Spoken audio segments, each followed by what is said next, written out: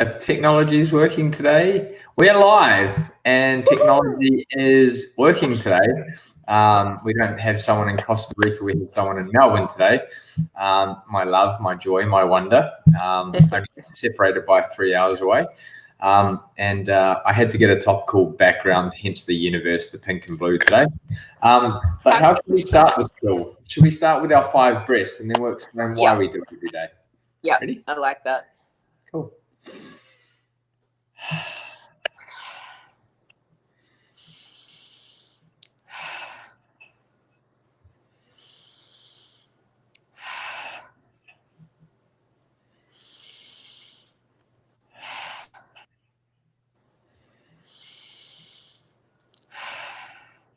Now, do you want to explain why we do this every day, or we try and do it every day? Yeah, it's funny because I don't even know what made you start doing it, and you do a lot of things, I think, that you don't necessarily know why, but we started doing that as a way to kind of connect and center and ground. But because we've done it now for so long, and we've done it in person, we actually get the same like dopamine and connection that we get in person when we do it when we're apart, which is just so cool because like I literally now feel like I've had a hug. Yes. Which is nice. And I suppose as we talk about over the next 30 minutes, it might go a little bit longer. And I don't know why I'm a little bit nervous and anxious around this one. It's weird. I haven't put on aftershave for this one. I went, got dressed up too. It's a date. This is a true date to the world. But yeah, we've kind of been preparing for this moment because we've been in a long distance relationship for the last 2 years, and yet we've spent probably 75% of the calendar year with each other, traveling between backwards and forwards. But this is the first time we've actually been separated for a great length of time. I think we're coming up 2.5 weeks, which is the longest. But today I just really wanted to share a bit to the world about how we're navigating through this time as co-parents, as lovers, as business partners. Like there's so much transition in our life right now, with literally you going back into corporate 2.5 weeks ago, transitioning the business into really me. It's a month now. I've been back. So yeah, what are two of the biggest aha moments over the last couple of weeks with this whole transition for you, whether it's business, relationship, personal? What has been some aha moments? Because I think when we surrender and be still like we are now, we can get those aha moments. It's funny because I think one of them on the work front was that I've been way too hard on myself with the kids for the last few years, working as a, whatever you want to call it, an entrepreneur, as a business owner, feeling like I wasn't giving them enough, or feeling like I just was subpar. But when I returned to work full time in the office, having to rely on nannies and help and that sort of thing, the girls are really happy. They're okay, and it's like I wish that the conversation I wish I could have had with myself a few years ago was, far out, woman, like you're totally crushing it, just relax, like your kids are going to be okay. That's one. And then 2, on the relationship front, I think I was a bit fearful about returning to work because we have spent every 20 seconds with each other, but our love is resilient, and I've actually really enjoyed, and I think you have too, the time that we do have together even more, because it's been limited and we've prioritized it. How do you hey mum, she's always the first one to watch.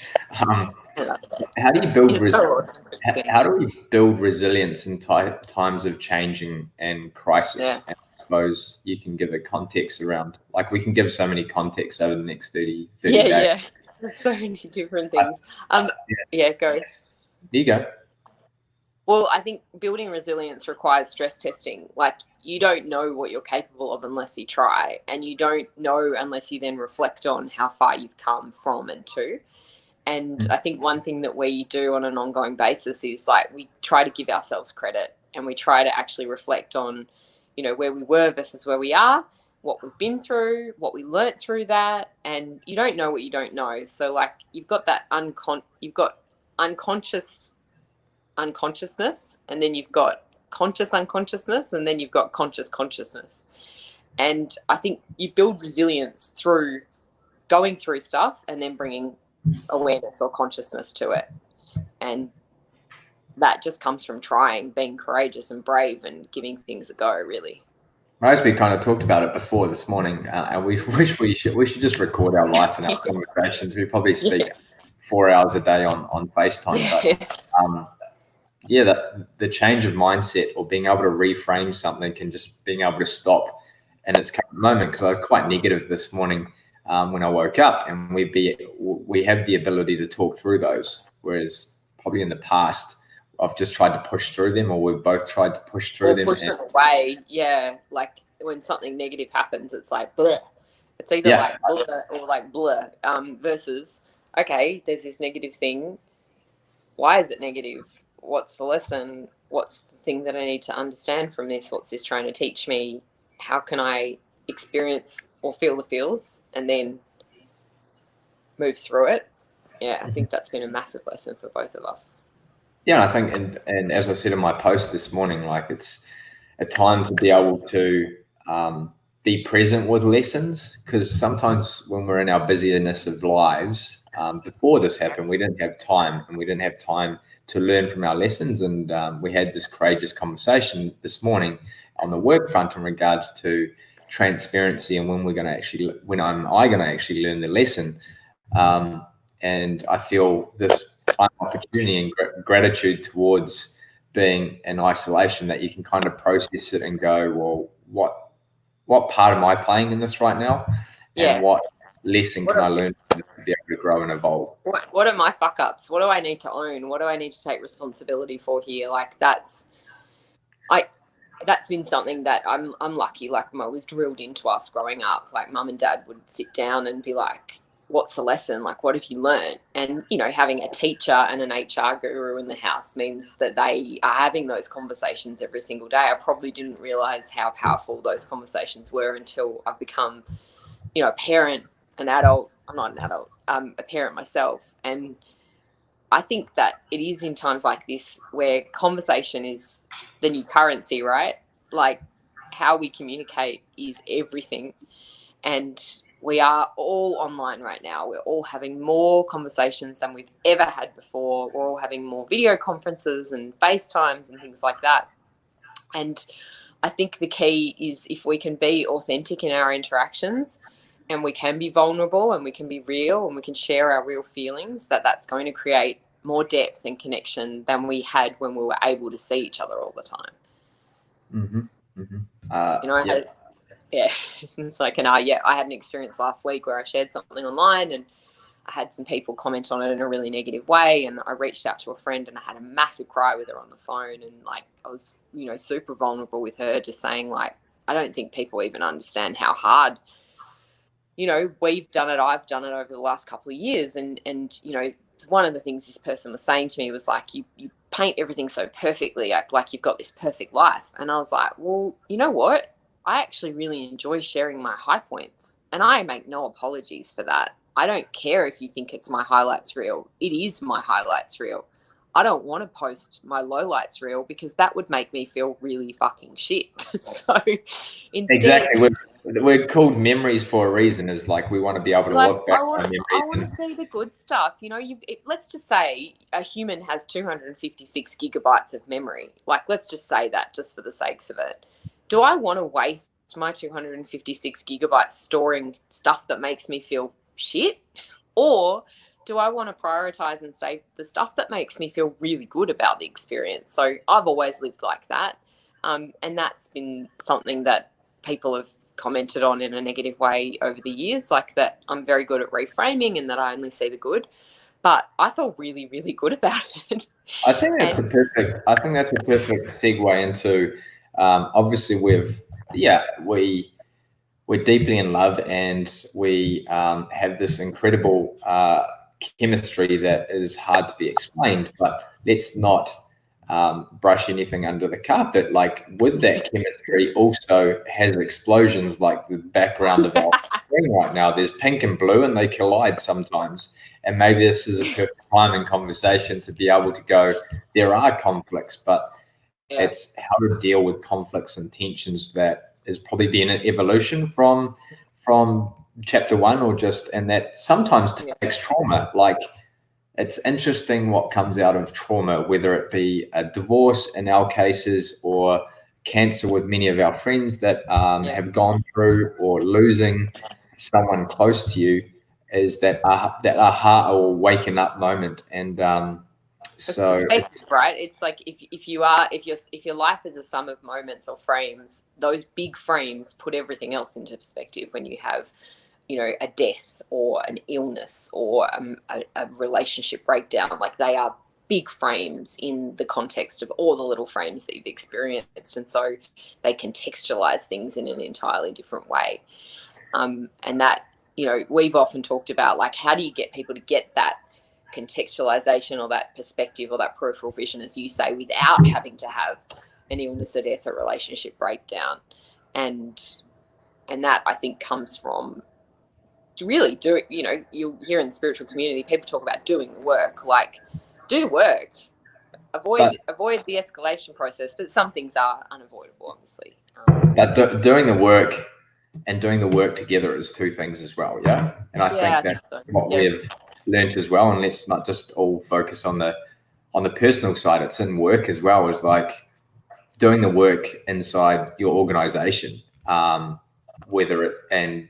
if we just use conversation as the context right now, is that do the work around the conversations that are happening in the workplace. The relationships are everywhere. They're personal, they're business, they're suppliers. It's like, it needs to be lent, like the WW, it needs to be lent in, doesn't it? It's like both people need to be able to do the work. How do you evolve when the other person's not evolving? Or how might we hold that?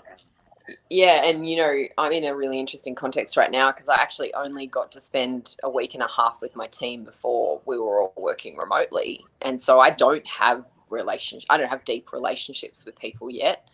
I've got newly formed connections that I'm nurturing and nourishing.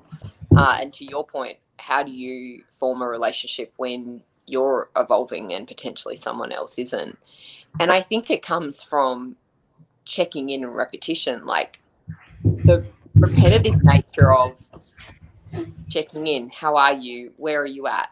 A simple kind of start point helps form a relationship, because you are there for them consistently, and eventually you can go a little bit deeper. And so, like, this week on my and I'm sure my team are going to think I'm nuts, which is fabulous, but I got out the conversation cards and I asked a question, and I was like, what's your strength? And everyone started to tell me their work strengths. I was like, no, I want your personal strengths. And acknowledging that it's like an onion, and that you can pull the layers back gently, I think is kind of key. And if people are in long-standing relationships, remembering that the onion is dynamic. Like, just because you've been with someone for a long time doesn't mean you're in the inner layer. In fact, if you've made mistakes or not said the right thing, layers come back on. And actually what you need to do to reestablish the connection is to go back to the basics of simple checking in and having those simple conversations, and then going a little bit deeper. I think sometimes relationships suffer when we expect or anticipate to have that deep intimacy, and that's a given. I think you're actually probably better off considering all your relationships as being that constant dynamic, and knowing that you have to get the basics right. And I think one of the things that I love about our relationship is that you do that basic outer layer consistently all the time, and it allows and holds that space for us to be able to go into that deeper layer very quickly, and kind of go throughout the things. Does that make sense? I'll write a summary after this. I won't, someone else will. I'm sure it does make sense, and we just as you get through a habit stage and you finally get into autopilot, like, you don't feel like you're doing it, but the psychological safety thing and the permission to be real and raw and vulnerable, as we say, slow vulnerability, fast empathy. And I've learned the opposite way. I went fast vulnerability, and everyone fucking ran for the hills, including myself. Is to have fast empathy is slow vulnerability. Right now, it's obviously because people feel maybe we have this toxic mask or the mask that we have up, and it's hard to drop it when we're front facing in front of a friend in life. And I feel like this technology gap, if we're looking at bubbles, they're not overlapping. We've got this technology thing that's sitting in front of us right now. So the more courageous conversations and naturally psychological safety is happening right now, because we are in a moment of crisis and pandemic that naturally the world is asking for help. The universe is like given the permission to go, it's now okay to be it. We're so shit as humanity of reaching out and asking for help. It's just naturally happening. So I feel, how can you create that psychological safety? Because a lot of people are in new environments right now. They're not used to spending 8 hours a day with their spouse or 8 hours with their kids at home. So we said the other day, like, we reckon there were so many babies and divorces that come out of the pandemic. I mean, there's a couple of things. One, it's a global thing. We're all in this together. And I think I saw this really interesting meme the other day. Like, we've been fighting for climate change for God knows how long, trying to raise awareness for something needs to change. And it was only when this thing has happened that everyone's like, oh, shit, something needs to change. And, you know, there's really interesting stuff happening around the planet right now. Like, I love the meme that says Mother Nature sent us all to the naughty corner for a few weeks. And I think that's true. I think that, you know, nature is getting a much needed breathing space from all of us humans being really unconscious in the way that we interact with our environment. But to your point around, you know, people being put into a situation that is uncommon to them and then having to find new skills, this is a mass awakening around the planet. When you get a new job and you have to find your way to work and you have to figure out what time to catch trains and all those sorts of things, you're put in a new environment that forces you to be really, really hyper-conscious because it's new. And when we're hyper-conscious, we're rewriting programs. We're actually making up new processes, and it stops us from being in autopilot. And you're in autopilot right now. What are you fiddling with? I am posting something on the chat as we're talking. Oh, okay. ADHD, I'm living, breathing it, embracing it, involving it. We do this all the time, by the way, when we're having conversations. He'll be like, excuse me, are you there? Or I'll be like, excuse me, have you like gone into autopilot? Because we do, like, how often do we do that? But we hold each other accountable around that sort of stuff. But the point, and I come at this from a hypnotherapy point of view as well, if you're trying to break someone's habit, firstly, it's repetition and it's helping them create a new program. And it really requires about 30 days to really create that new program. So I think spouses are in an amazing opportunity to completely rewrite their marriages if they want to, because everything is up for grabs. If you've always wanted your partner to take the rubbish out, like, create a new schedule, because pandemic, like, blame the pandemic, because global pandemic and staying at home, like, you have this thing that's happened to everyone that is the leveler that you can use as an excuse to create the change you've always wanted to create. And that's where I hope people use this for good, like for positive change, rather than for stuff that I think magic. I think because I know you'll ask the question, because we're going to throw this thing around and go pink to blue. I can't stop fiddling with things. I need to put things away.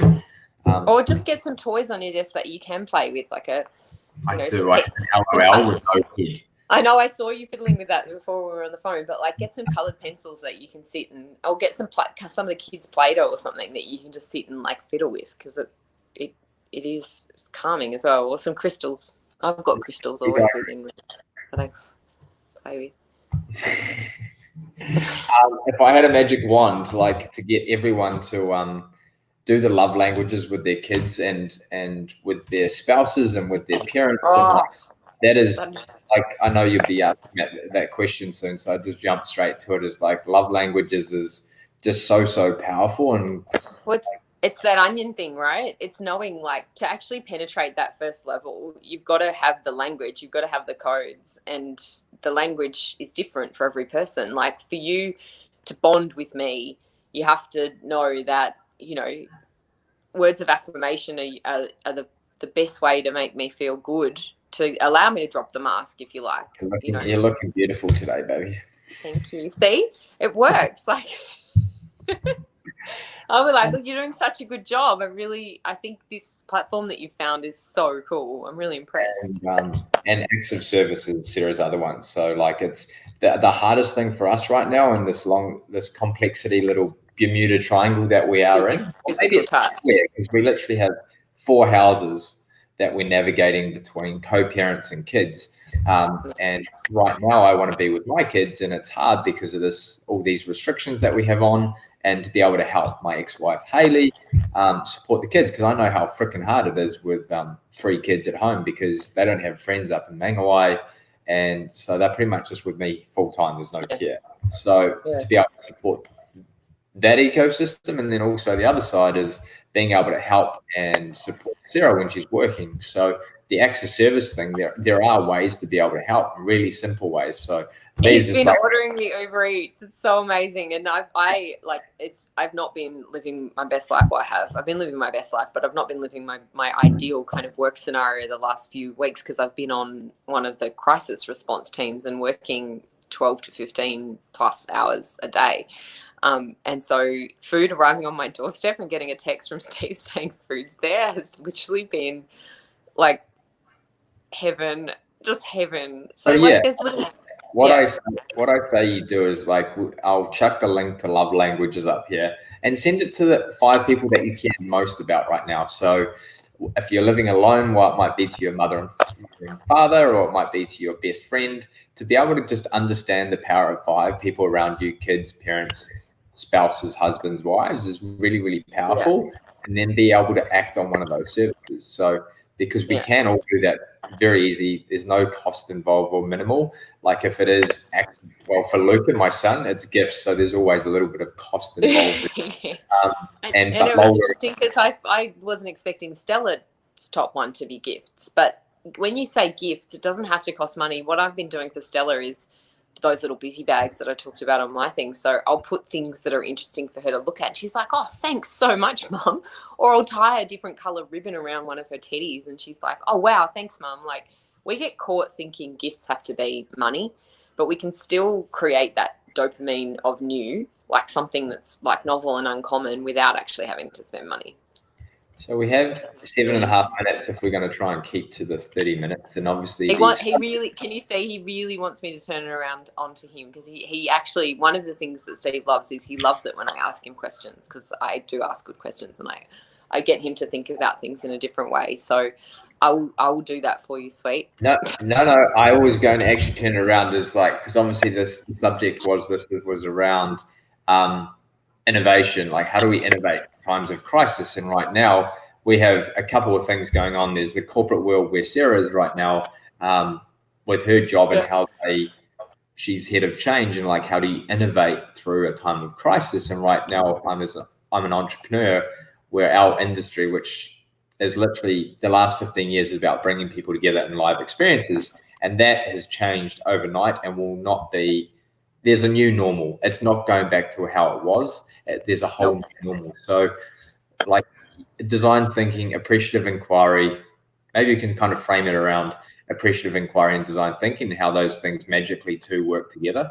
But I'll start with another one first, and it's one that we talked about this morning. And I think it's the missing piece out of innovation, because a lot of people think of innovation as being, creativity and thinking of ideas, but there's this big thing that people miss when it comes to innovation. And I think it's the difference between good ideas and revolutionary sustainable ideas. And that is Six Sigma, or process excellence. And I was really fortunate to train with Six Sigma black belt back in the day when I was at Combank. What's that in your hand? It's a little frog. Sorry. I love it. And actually understanding process first before you start understanding innovation process is super, super, super powerful. So in Six Sigma, you learn a whole stack of different ways of looking at why things work and why they don't and all that sort of stuff. And anyone who's done it knows that you literally can't walk into a restaurant without observing process. And you do this naturally anyway, Steve, but I think the difference is being able to...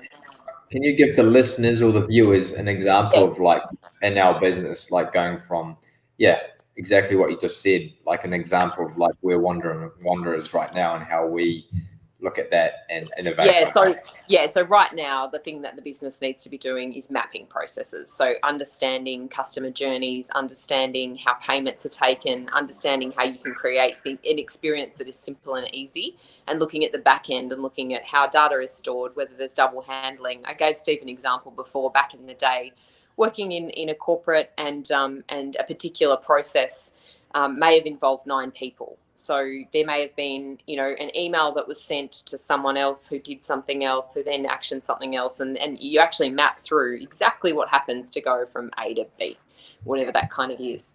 And in Six Sigma, you're looking for opportunities to reduce wait time, wastage, make sure that the steps are accurate and that the processes can get as close to,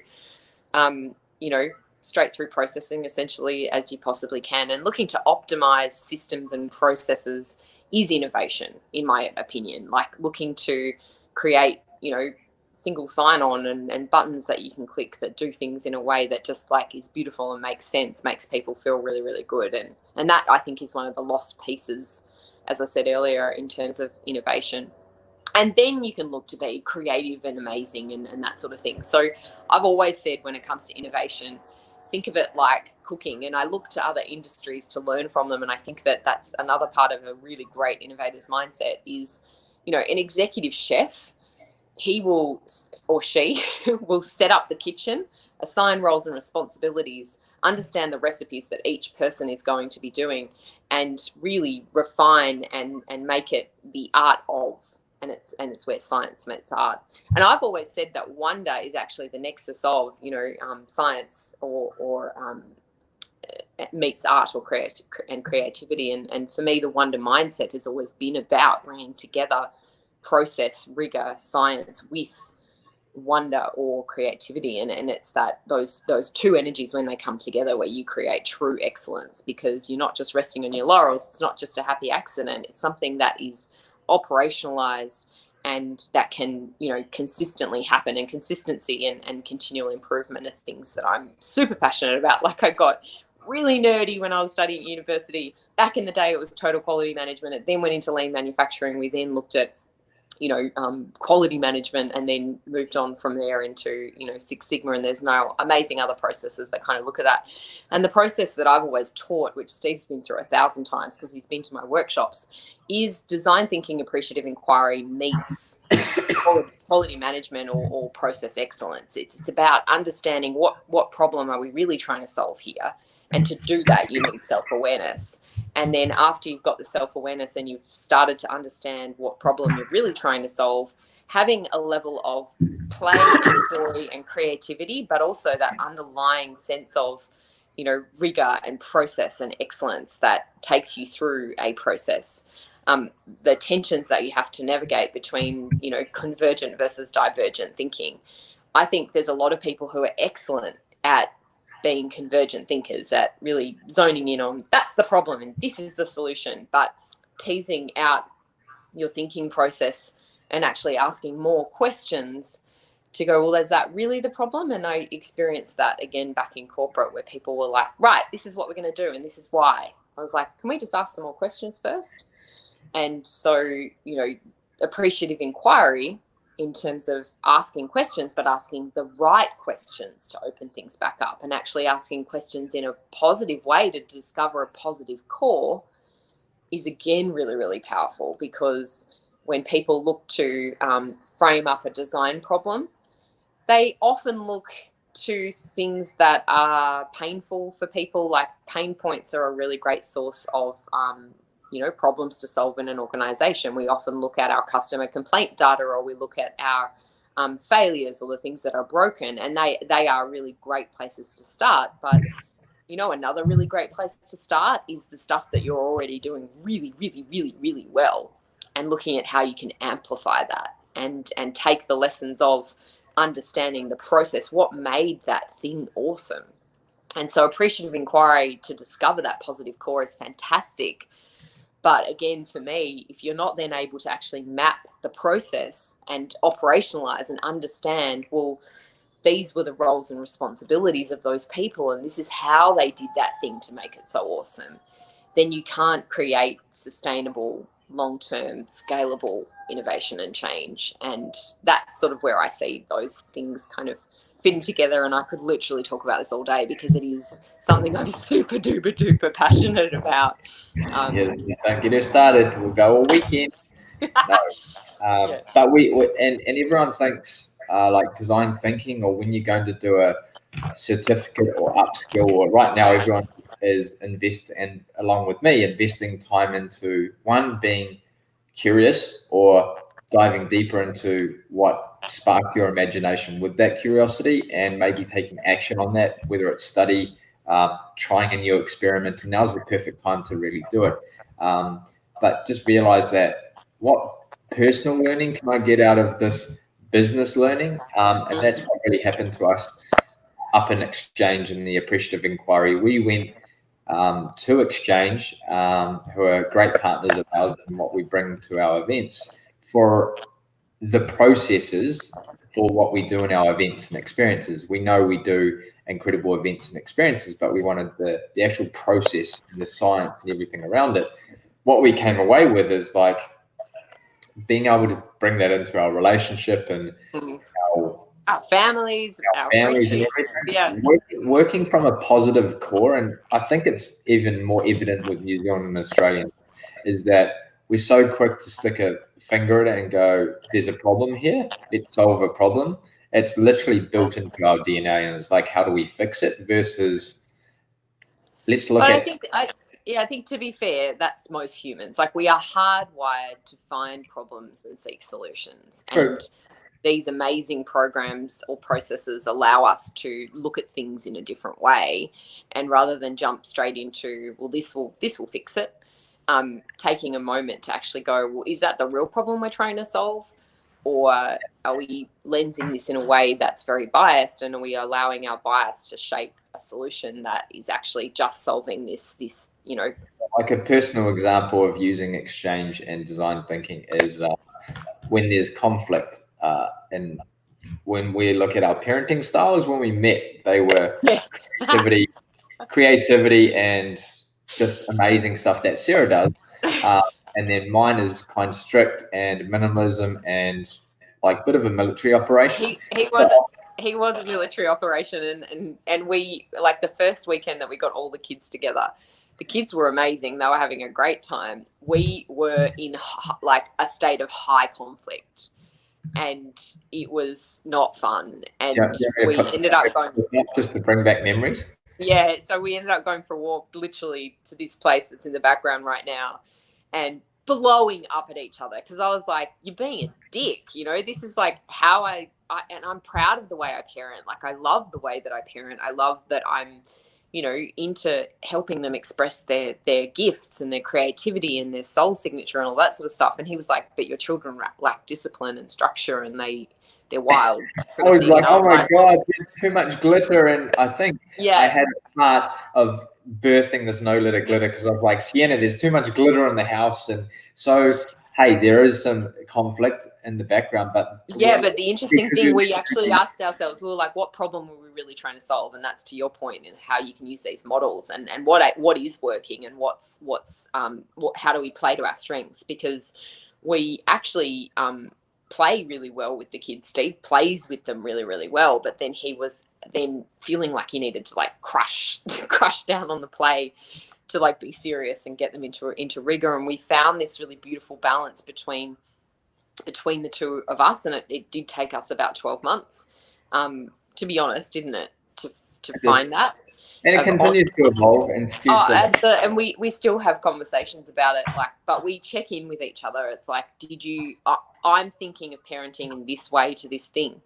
You know, sometimes it's real-time parenting where they've been really naughty and you have to just like respond in the moment, but other times something happens and there's a lag and you have time to kind of formulate a response, and we try and get each other on board with what that response will be. And even remotely, Steve has been involved in some amazing conversations with the girls this week. Like, Sienna had this massive chat to him earlier in the week about her feelings, and she had a big cry, and they said that they missed him and all that sort of stuff. And I was like, wow. And then with that, you also need to totally respect and understand and use design thinking and appreciative inquiry with everyone involved. Yeah, like it's not just me and Sarah. There's the parents of all our kids, and making sure that all at the deepest level is having respect and integrity for all those people around us. So yeah, absolutely. Interesting times, but should we keep going or what should we do? I think we should keep going. People can drop out if they want to drop out. I need a thumbs up from people. Should we keep going? Christy, should we keep going? Give me a thumbs down and then I can go for a run. This is how I'm going to get food today from the supermarket. Like, you're showing me a bit of skin, babe. Like it's not a private chat. Like it's going up. I know. It's so Australia's in a level 2, but we're pretending like we're in a lockdown at the moment because our government's a little bit slower to move. You guys are actually in a full lockdown at the moment. What does a full lockdown look like? A full lockdown is the only thing that is open is the petrol station and the supermarket. So there's no walking to get a coffee. There's restrictions. You can't swim. People even being pulled over on the beach, so you're pretty much forced to your deck. I actually had a good idea today. I was like, maybe I should run a half marathon on my deck for charity. Oh my God, that's a good idea. That's funny. Because I got that from Nick Davidson, who obviously did the relief run. I was like, I'm going to do something like the relief run, and we'll do deck runs for charity. Dick runs. Dick runs. You're going to do some dick runs. That sounds fun. On that note, how are we going to finish this beautiful little 36 minutes? I love it. I will ask you, what's your high point moment in our relationship? High point moment in our relationship. I don't know. There's multiple high points. Well, yeah, I think that's a very pointed question. I'm not going to answer it in that way because I'm like, it's all about the evolution of high points. So they happen daily. That's a massive cop out. Seriously. Well, you know my memory, and you're just playing with that. I've got the worst memory, people. He likes to tell himself that too. He does like to tell himself he has a horrible memory. Thanks for having me on your show, Steve. I really enjoyed having a little rant about innovation. If I can give people a couple of key takeouts, please investigate process excellence right now in your business. Don't just scattergun and do creative stuff. Actually take the time to map your processes and get your ships all lined up, ready to go, because I actually think this hibernation period is an amazing opportunity for businesses to clean up and actually do the Marie Kondo of their business, not just in terms of what sparks joy, but also what do I need to throw out? What tasks are we doing that are wasting time? What tasks are we doing that aren't making us any money? What tasks are we doing that aren't making us any sales? Like, how do we really get skinny and lean and sharp and ready to kind of relaunch when things do start to ramp up? Process excellence, the crap out of your business. That's what I would say. What is your high point in our relationship? Yeah, it's a really hard question. Just pick one. It is a really hard question. It's not that easy. Okay, no, I'm gonna say. Actually, interesting. This week, when the girls were sitting with me and just said that they missed you so much. And I realized that you're a really important part of their life. And the reason it's a high point is because you've been really patient in building a strong but respectful relationship. You're very respectful of Sean. You're very respectful of his role as their father. And you have held a space for them where they have formed a relationship with you that is just so lovely. And so it's a high point for me on all those fronts. And I think it says a lot about you as a human and the way that you operate. So yeah, I think my high point is that we've actually built a plane together, as a couple, as a team, as lovers, as connectors, and that we actually got to the point that we know you can't continue flying a plane in the left-hand seat, which is the captain's seat, the whole time. Like a role as a crew, I have to finish off with an aviation one. That you have to swap seats sometimes. It's like you can't be in control all the time. Whether you look at it as pilot or co-pilot or masculine, feminine, like you can't sit in that the whole time. You actually need to know when to switch. And I think that was probably a high point when well, maybe it was 3 or 6 months ago, where we really started to do the deep work together, and it caused a massive amount of conflict. We were breaking through things. Well, we could say that. It was like, are we having a break up or a breakthrough? And we're like, no, we're having we were trying to figure it out, weren't we? Because we were just like, this is just yeah. And just before I went back to work, you had another, nosedive, but we both talked our way through that too. Like, yeah, there's a lot of ego, I think, in both of us, which is fine because we're both, alphas. But like being able to navigate a lot of transition happening right now, and there is going to be a lot of conflict. Like if we're talking pink and blue or masculine and feminine, there's going to be so much conflict right now because people are in the faces of each other, around each other in confined spaces. Some people are keeping their jobs and some are losing them, right? So like I think there was going to be situations where, typically the breadwinner was the man and suddenly the woman has kept her job and he's lost his, or, other vice versa. There's all this stuff that's kind of happening that's going to mess with your vibes. What was our biggest learning when we navigated that transition of making some sacrifices with you going back into corporate and me staying as an entrepreneur? Like we definitely did that moment when we're like, actually, no, you are best suited because you're doing the change right now. Yeah, I think the ego death that I experienced around that, feeling like a failed entrepreneur, was like phenomenal. But you allowed me to grieve. I had to keep pushing it though, but you didn't push back. So I would say I'm still not okay, and you'd be like, oh, okay, I didn't know you were still not okay, and we kept kind of revisiting it until it was fully digested, knowing that it wasn't just an overnight conversation that was then going to go away. And I think a lot of couples think that you can have one conversation and clear the air, and probably the greatest learning that we have had is that it may take 12 conversations to actually clear the air. So keep going back to it and checking in on how are you feeling around this thing that we're navigating together, whether it's a big role shift, a big energy shift, a location shift, whatever it is. And so going back to the start of the conversation, that simple check-in, but making that simple check-in about whatever is on your plate right now, I think it's your superpower. And it is because you've got a horrible memory, but it works. And the two things, being able to surrender. Like surrender is the big thing, is to be able to just surrender and then sit with it. Like, and I had this conversation with Curtis, a good mate of both of ours, a couple of weeks ago. There was a lot of pain and resentment. And I think just being able in the past, and because we're so busy and we have choices and distractions, we just try and push through things. And the old way is like, just push through the pain, you got it. Like no pain, no gain. Well, actually just being able to sit in the uncomfortable. Rename it. Pain equals gain. Like pain equals gain.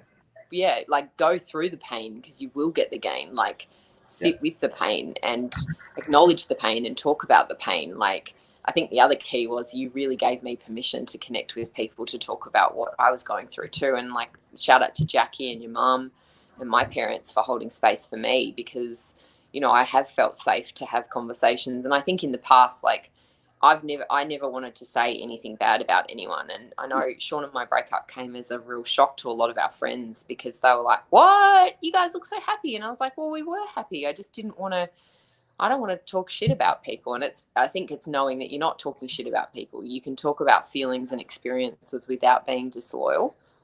And that actually can help you process. That's probably the other piece. Should we keep we'll finish now, but I'd love to get people's comments, feedbacks, things that you might like us to talk about. This is something like for us, we love sharing our learnings. If you want to hear from us, we can do this.